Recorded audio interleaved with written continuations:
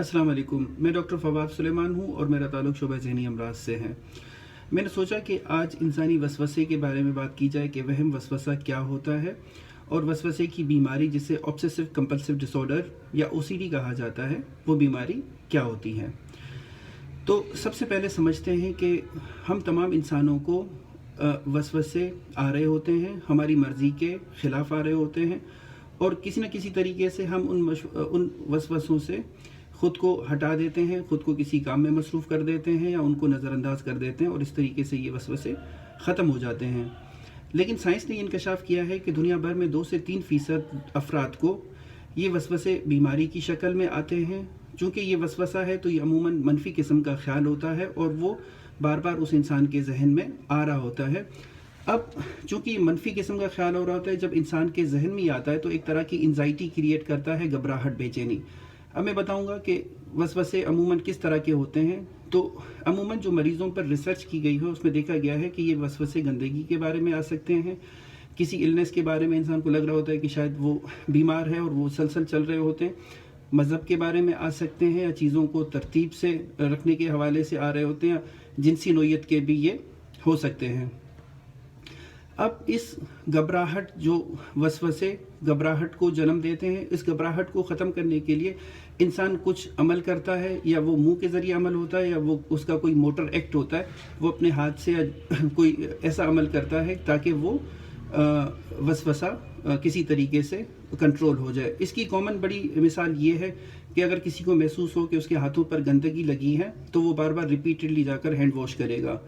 अमूमन हमें भी ये ख्याल आ रहे होते हैं, 1 से 2 दफ़ा हाथ धो लेता है इंसान तो चीज़ें ठीक हो जाती हैं, लेकिन वसवसे की बीमारी में हैंड वॉशिंग को, हाथ धोने के अमल को 20 दफ़ा भी देखा गया है और देखा ये गया है कि इससे बीमारी में अमल 1 घंटे तक का टाइम ले लेता है।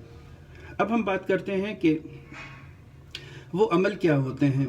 तो उसमें ये देखा गया है कि इंसान चीज़ों को बार बार चेक कर सकता है। मिसाल के तौर पे कि कोई खातून है, उसे बार बार ये वहम आ रहा होता है कि शायद चूल्हा उसने बंद नहीं किया, तो वो बार बार उसको जाकर चेक कर सकती है। या अमल में और ये भी देखा गया है कि कोई इंसान बार बार किसी चीज़ को काउंट कर रहा है, चेकिंग का हो सकता है, काउंटिंग का हो सकता है और क्लीनलीनेस का, जो मैंने बताया कि हैंड वॉशिंग का जिस तरह। अब ब्रेन में क्या हो रहा होता है, स्टडीज़ ने ये प्रूव किया है कि जो सेरोटोनिन न्यूरोट्रांसमीटर्स का या नोर एपिनेफ्रिन, नोर एड्रेनर्जिक जो न्यूरोट्रांसमीटर्स का सिस्टम होता है, वो इंसानी दिमाग में मुतासिर होता है और जो प्लानिंग का एरिया है जिसे बेजल गैंग्लिया कहा जाता है, वो भी मुतासिर देखा गया है ओसीडी की बीमारी में। अब हम बात करते हैं कि इलाज इलाज 2 तरीके का है। देखना ये पड़ता है कि ओसीडी शदीद कितनी है।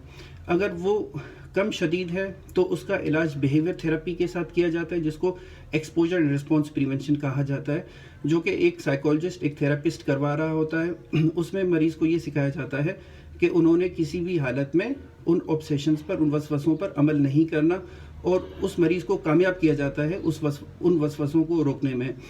अब उसके साथ साथ अगर देखा जाए कि अगर उससे इम्प्रूवमेंट नहीं हो रही और दरमियान से लेकर शदीद तक ओसीडी है, तो उसको जो है दवाई के साथ ट्रीट किया जाता है। दवाई अमूमन दवाई SSRIs हैं, जो कि महफूज दवाई है, नींद की नहीं है, नशे की नहीं है, उसका कोई लॉन्ग टर्म साइड इफ़ेक्ट नहीं है और 1 साल तक उसकी ट्रीटमेंट को जारी रखा जाता है।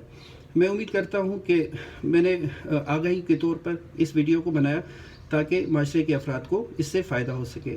आप सबका बहुत शुक्रिया।